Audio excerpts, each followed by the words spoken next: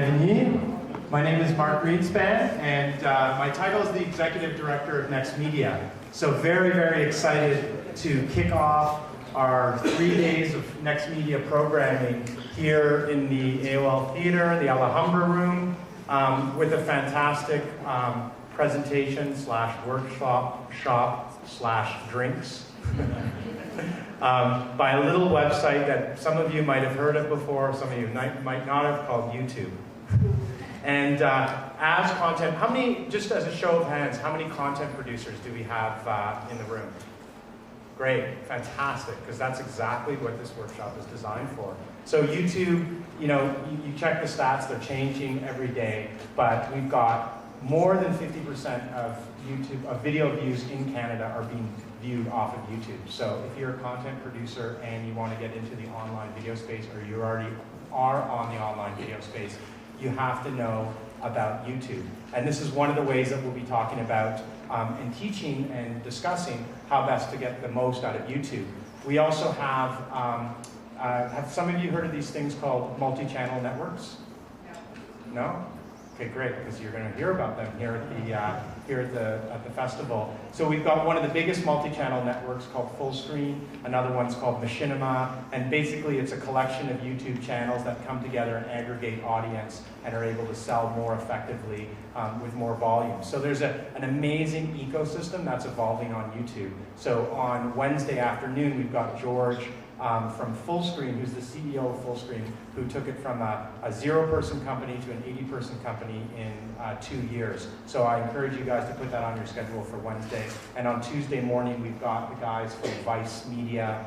You guys know the magazine that started in Montreal and now has grown into a multi-million-dollar media empire, who's using YouTube as well quite successfully in what they do. So just a little bit of an overview of what we're talking when we talk YouTube here. But luckily, we have reps, some great reps from YouTube Canada here. Ipsa Desai and Dave Brown. Come to stage, educate us. Great to have you out here in the mountains, and welcome.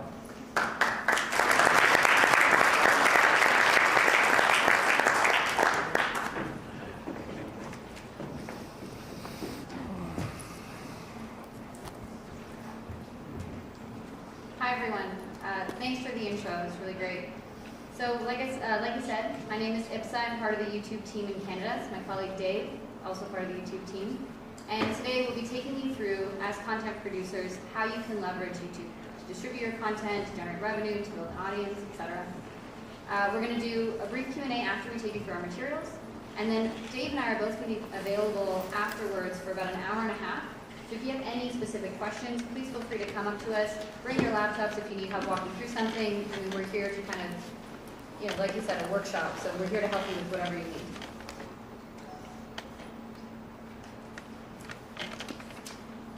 All right, so let me start by asking the room. Does anyone know what these content producers have in common? You can just yell it out. If you don't have any ideas, I'll tell you in a second. Yeah, that's right. They're all on YouTube. So that's one of the big things. These are your counterparts that have chosen to build their business solely on YouTube. Each of them have over 1 million subscribers. So on YouTube, if you're not familiar with how the subscriptions work, as a user, it's a pretty significant commitment to subscribe to your channel. What that means is when you're on the home page, videos that are uploaded by these channels will show up in the center of your home page. It'll always be wherever you go on YouTube, whatever you're watching, the list of the channels that you've subscribed to and what's new with them will be on the left. So pretty big commitment. Then each of them have over 1 million, and actually the bottom two, Epic Mealtime and Freddie W, both have like between 4 and 5 million subscribers. Most of the videos that these producers create get at least 1 million views. Some of them get even as many as 5, 10, 15, 20 million views. Oftentimes within a very short period of time, like a month. YouTube revenue is a significant portion of their business, right? A lot of the money, if not most of the money that they generate, is from ads on YouTube. The other thing that's common between these folks is that they actually did this on their own. So they did this without financial support from YouTube, and they basically invested in the platform and just started creating stuff, took input from their audience, iterated, made new things, and built this up from scratch on their own. Freddie W. is an example where he actually built a very significant audience on YouTube. And then after a while, he kind of wanted to make something else, something called Video Game High School. And I'll show you a little clip from it later. But he basically put that up on Kickstarter and asked for funding from his audience. So this is the audience he had already built on his channel. They funded it, I think, well over the percentage he had asked for. And he started creating it. I think he's in season 2 now. So let's watch a little bit of this content just so you can get a sense of what this looked like. Can you see the first video? Long form in the sense that they're generally 10 to 15 minutes long. And they've been doing it for quite some time, and they've built a significant audience. One of their most recent videos got about 5.7 million views in 1 month. So they really have an audience that just loves what they produce. The other one I'm going to show you a clip from is Freddie W. He kind of has the gaming type genre of content. And so this is the one that got the funding from Kickstarter, through Kickstarter, from the audience that loved him and believed in him as a creator, and created a series called Video Game High School. So I'm going to show you the first little bit of the first episode of the first season.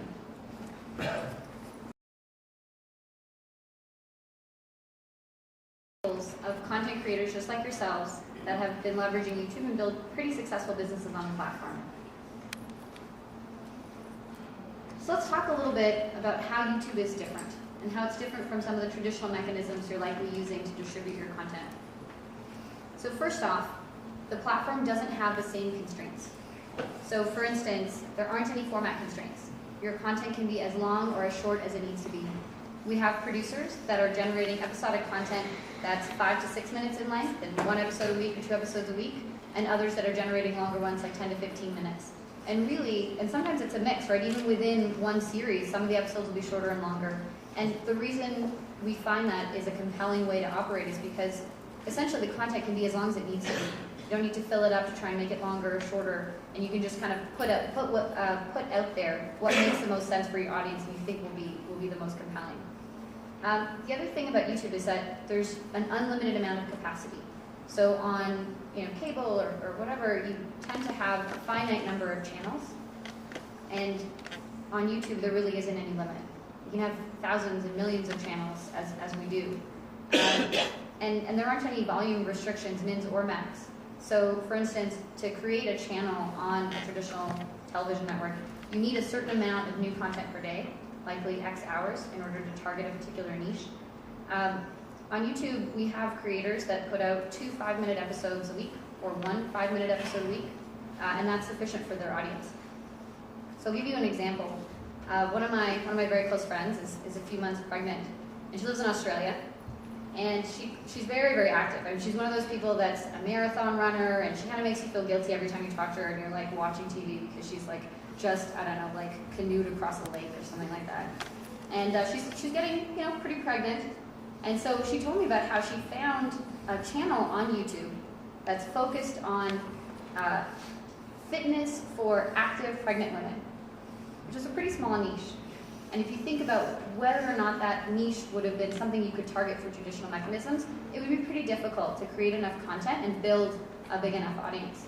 Which leads me to my next point, which is the fact that YouTube's global. You can access it anywhere in the world. And that's what we find with our creators, is that their audiences aren't limited to one country, and sometimes not even limited to one language. They'll be scattered across the world.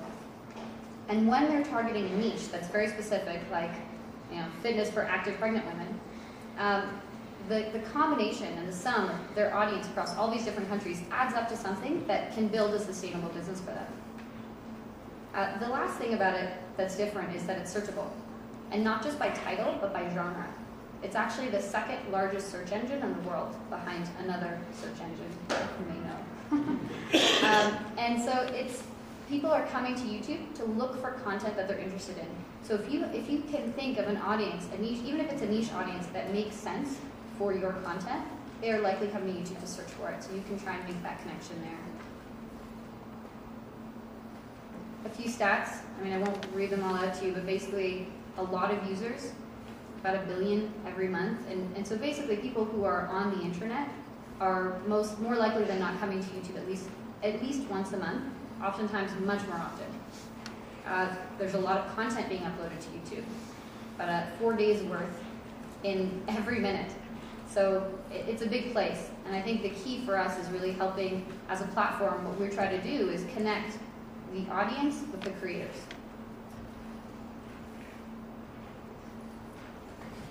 So how can you, as a content creator, leverage YouTube? And there's two main ways.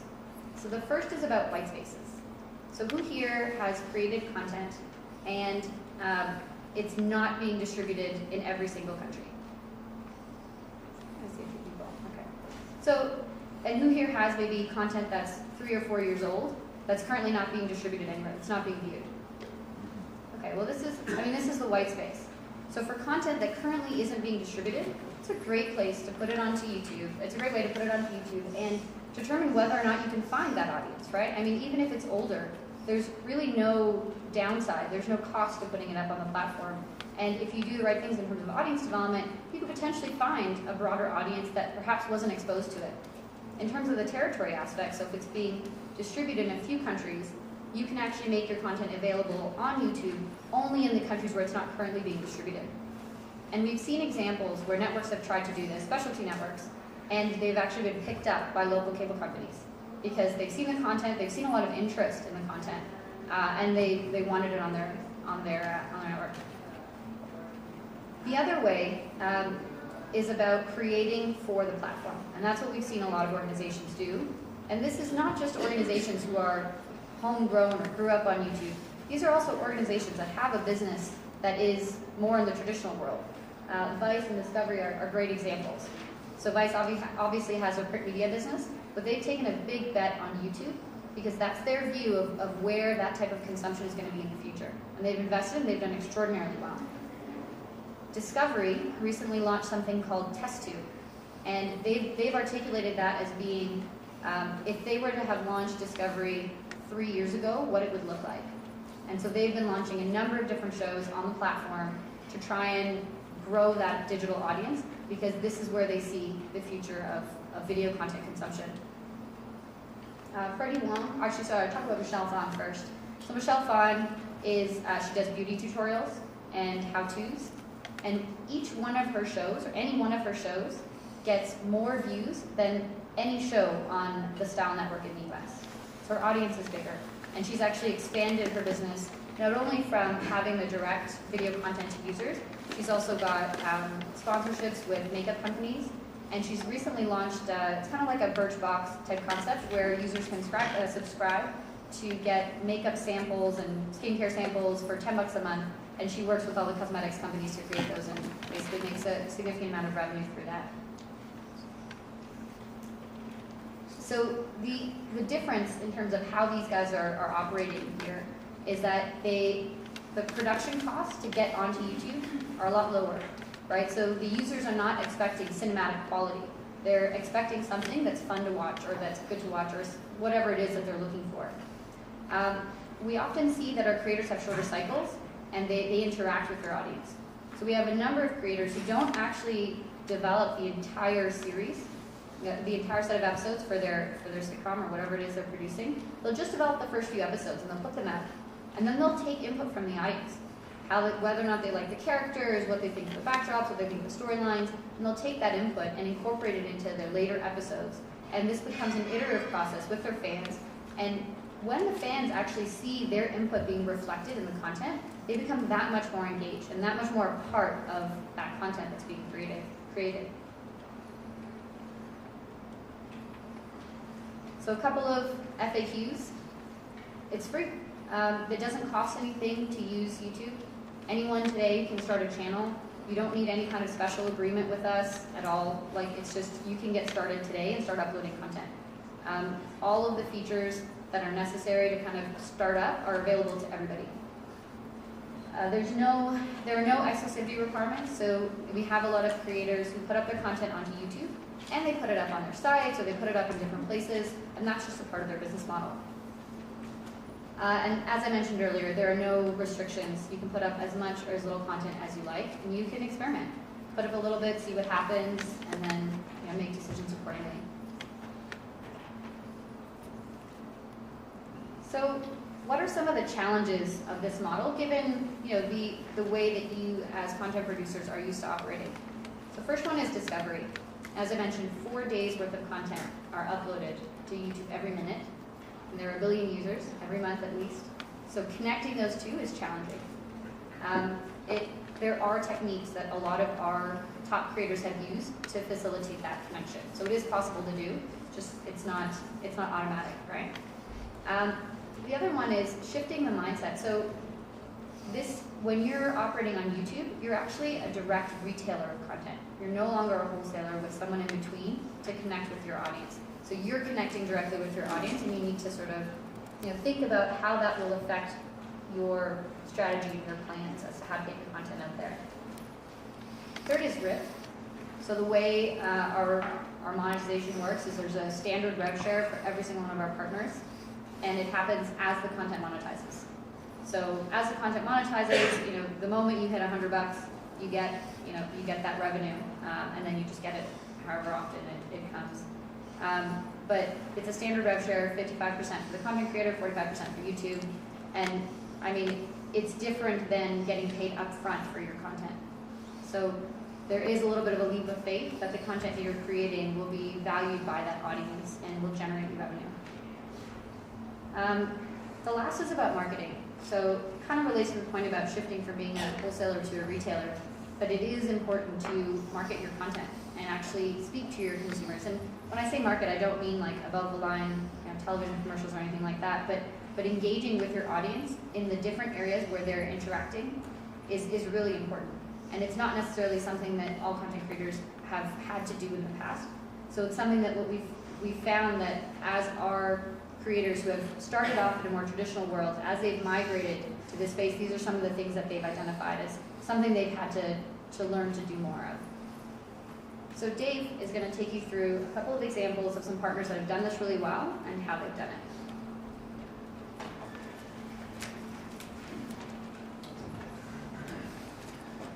So one of the questions I get asked quite often by partners who are exploring the possibility of starting up on YouTube is really, what type of content should I be creating? And my answer always sounds kind of wishy-washy, but the reality is, if you look at what's been successful on YouTube, it's predicated upon what people are passionate about doing. And I would argue there's a format and a content type for just about every niche of the 1 billion monthly users that we have. So if you take a quick look across the board, we have long-form, episodic, scripted content in the form of Video Game High School, as you can see in the bottom left. It's 20 minutes in length, and I think that episode had about 7.6 million views. Versus Minute Physics, who is in a category of folks who do kind of 2 to 3 minute videos explaining scientific things. Versus, if you look down, Dragon Baby, who is Canadian, Patrick Boivin, does a lot of stop motion animation type content, performs really well. And so I think there's something to the risk shift of I'm not getting an upfront payment in exchange for this content, but that mentality also shifts in the form of I can iterate on this. I can put something out there in a relatively low production quality environment, see how well it performs, and then double down on the content that is performing well. And that's actually what we've seen from quite a few of the creators. So what do these guys all have in common, given that their content can be so disparate? One, they got started. Two, they continue to focus on programming for their channel. So I think there's a misnomer that people have read success stories in the Wall Street Journal, the New York Times, where someone's put up a piece of content and they went to bed that evening, and lo and behold, they woke up and there was 1 billion views the next day. That's not the case for everybody, and most of the people that are successful on the platform have worked at it. And that involves also audience building, how do I connect with my audience, and making sure that they're current on what the platform's best practices are. And so one of the things to underscore here is we really see ourselves as a platform.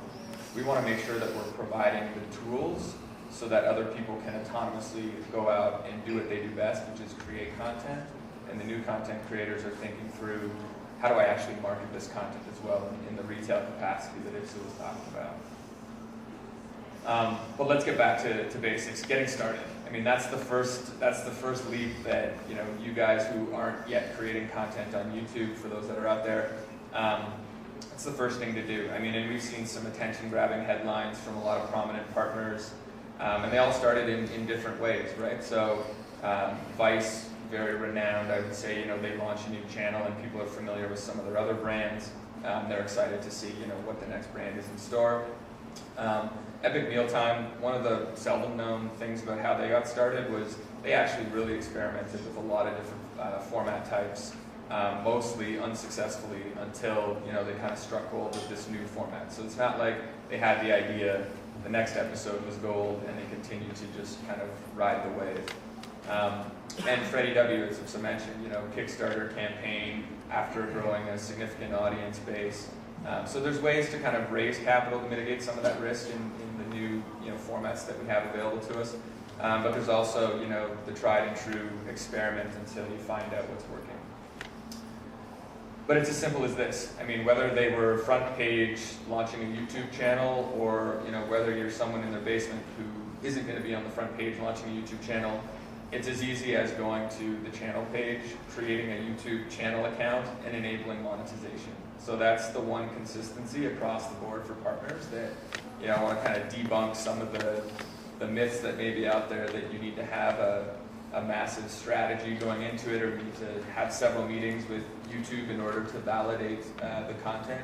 The reality is you guys are the content experts. We try to be the platform experts. So you know the content better than we do.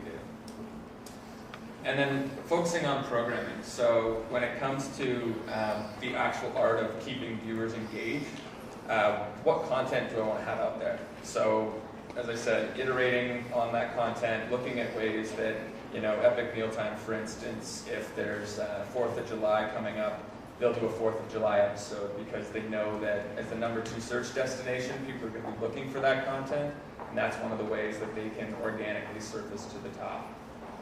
And that leads into a lot of scheduling. So not only the tentpole type programming approach, but what we're seeing more and more these days, whether it's Epic Mealtime, uploading videos every Tuesday, or Ray William Johnson doing the same. There's, I think, a new expectation among YouTube viewers and audience that is, I need to know what I'm getting in this channel, and it's all more important as we as a platform shift towards channel subscriptions being the focal point, and a persistent guide that shows you all the channels that you're subscribed to. It's really around setting the expectation. And we've also seen that in the channel trailers that we launched.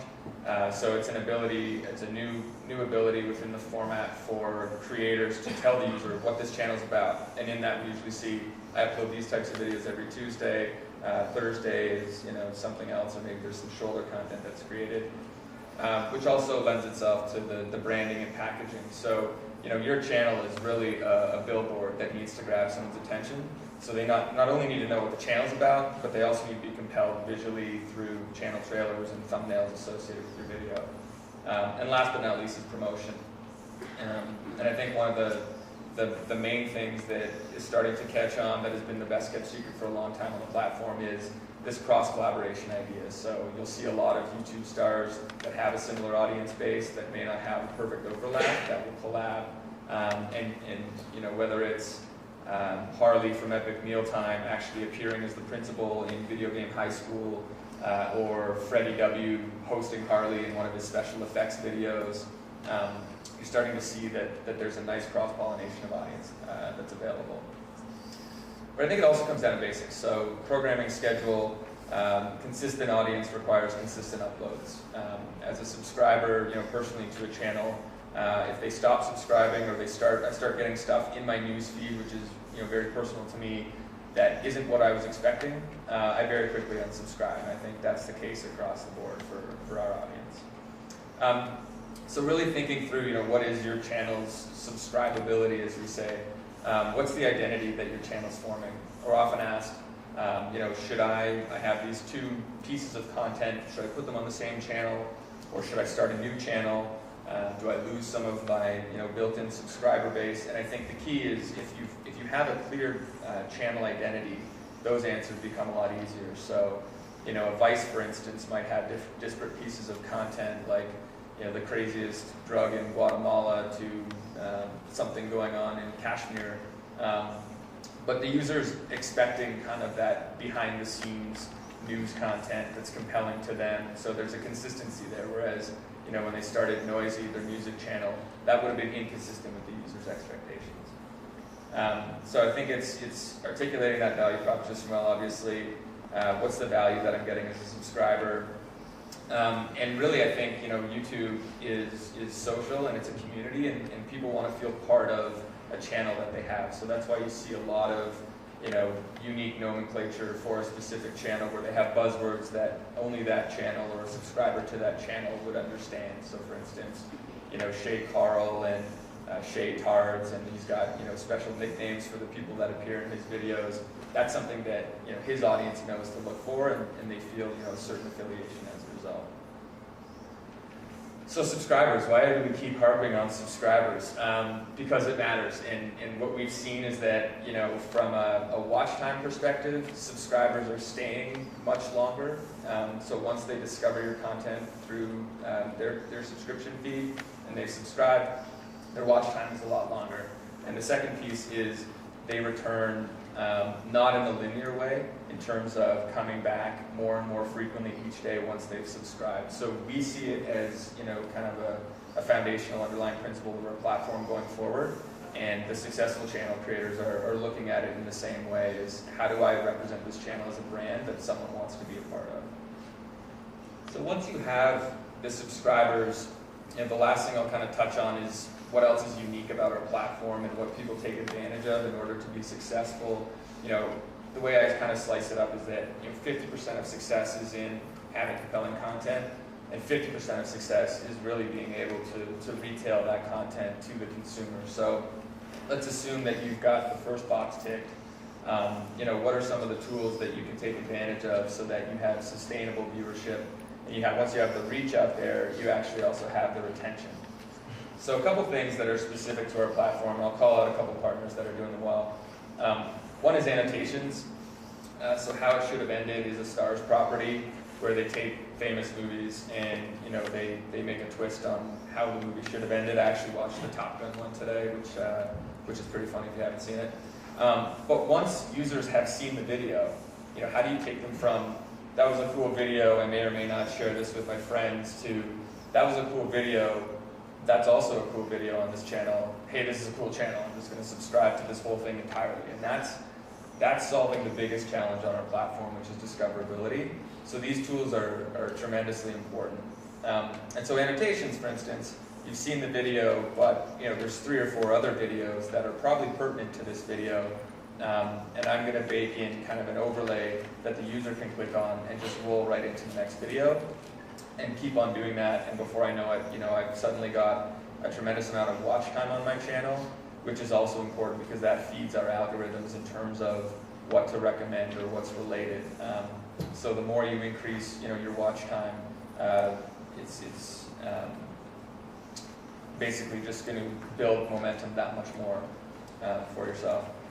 In video programming is quite similar. So you can have you can choose the length of time that it persists on the content, and essentially, you get the ability to highlight your channel. So, it's kind of a reminder for users that might be watching content that, oh yeah, this is still tying back to that other channel and that other brand. And that's something available in bulk where you can make that available across all of your videos. And equally, if you had a video that you wanted to feature instead of a channel, you can use it that way as well. And then playlist is something that makes a lot of sense that we've seen a lot of partners take advantage of. So kind of catering to that lean back experience, and again, trying to go from that was a nice video view to this is a nice channel experience. I finished watching the one video and it rolls right into something else and another piece of content that's available on my channel. So those are some of the tools, and that's by no means an exhaustive overview. I didn't feel like the first day was a good start to do a deep dive on a lot of our tools, but resources for you guys along the way. I mean, all of the partners that I can say with certainty are taking advantage of these. So a lot of the questions that come up, chances are with millions of other partners, they've come up in the past and they're documented. I mean, again, we see ourselves as a platform. We have millions of partners. The only way for us to really scale this is to make sure we've got something that's hopefully cohesive out there that helps answer questions and help with support. But more so from a proactive standpoint, we have resources out there, and I'll call out the playbook and the link there, that basically goes through best practices. And we've been trying to evolve that as well. So, we're now developing playbooks that are specific to vertical types, whether it be sports or news and education, to try and capitalize on some of the learnings that, frankly, we've put in place, but most importantly, we've learned from other creators who are pushing the envelope. And so, that's what I'd encourage from you guys is not to look to YouTube to dictate too much of the content strategy, but rather to lead in that space, take advantage of the users and the platform that it's providing. And then hopefully, this time next year when we're having the conversation, you guys are enlightening me about some tip or trick that you've tried on the platform that's been really successful. So that's about it. As Ipsa mentioned, we'll be around to answer any specific questions, but thanks everybody for coming out.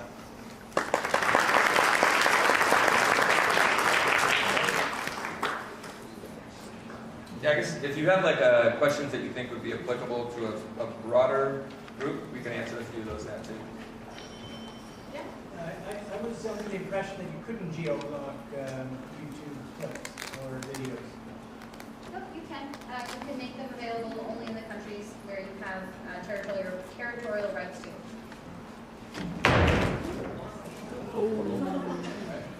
Are there no time limitations on video? Sorry, go ahead. I'm blocking the light that's behind you. I apologize. Are there no? Aren't there also time limits on the length of the videos on YouTube? There are certain durations that are limited. Like once you've been on the platform for a while and you're in good standing, it'll become open to you. One of the things that we found though for people with longer episodic content is they actually chop it up into shorter clips. And that sometimes is a great way to reel people in, especially when it's something new. Because when you open up a YouTube video that you've never seen before and you don't know the content, and it's 30 minutes, it feels like a bit of a commitment. And this way, when it's like a bunch of 7-minute clips, it starts to get things going. And then generally the long form or the long uploads is enabled relatively quickly. It's just as long as you're on the platform for a while with no issues, tends to be made available. Any other questions?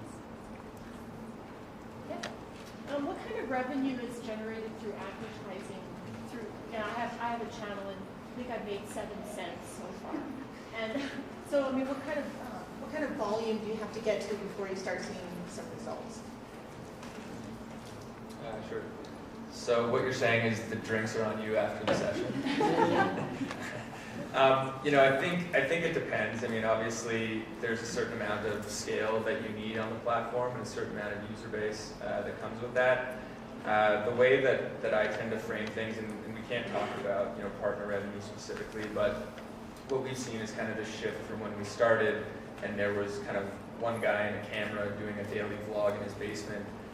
Those types have kind of evolved into 20-person production shops that are funded from the revenue that they're generating from YouTube. So I think as a one-off kind of content property or as a show, those things are tough to do on your own. And I'd also say that one of the evolutions that we're seeing is this injection of capital into the ecosystem, from third parties. So people that recognize that, hey, I've got this audience development thing figured out. I can accelerate your path to revenue. And so for some content creators, that makes sense to have those discussions. And they each have different business models, but some of them would be funding content, for instance, or helping out with production resources, whatever the case may be, but also helping scale that audience development side. Other questions? Well, thank you all very much.